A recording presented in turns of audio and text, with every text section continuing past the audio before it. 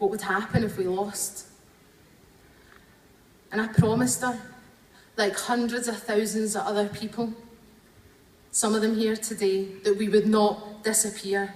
And I look around and I see we have kept our promise. We've kept our promise to everyone that we spoke to in that referendum. I think today we've been looking to the future. We held our first conference the same time 2 years ago, where we made the left-wing case for independence to show that the movement for independence was vibrant, diverse and broad. I'd sincerely like to thank everyone for attending the third and biggest ever radical independence conference. And we can go home today knowing that it won't be the last.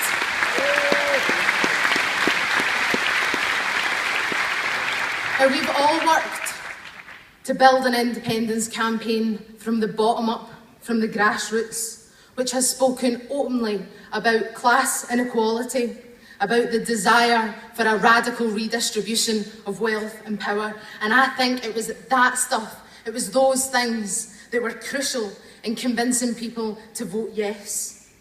I think it's important to say that the radical independence campaign belongs to us all. There is no one party and there is no one person that can rule this campaign. It is bigger than all of that.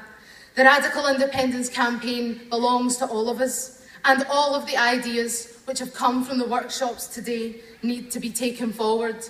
So we're opening up new ways of getting involved and participating to keep the campaign alive and energetic.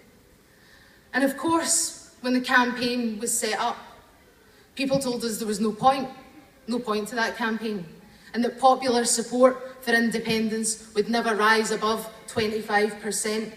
And those same people that told us that went out and for over 700 days told others that if they dared to vote yes, they would lose their jobs, they would lose their homes, their pensions, their livelihoods. And yet 1.6 million still voted yes. An act of ambition, not apprehension.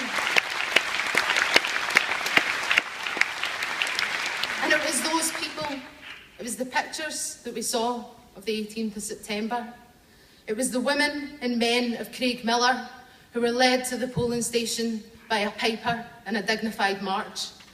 It was the elderly man that I met in the Borders who'd waited his whole life for that moment, and his only regret was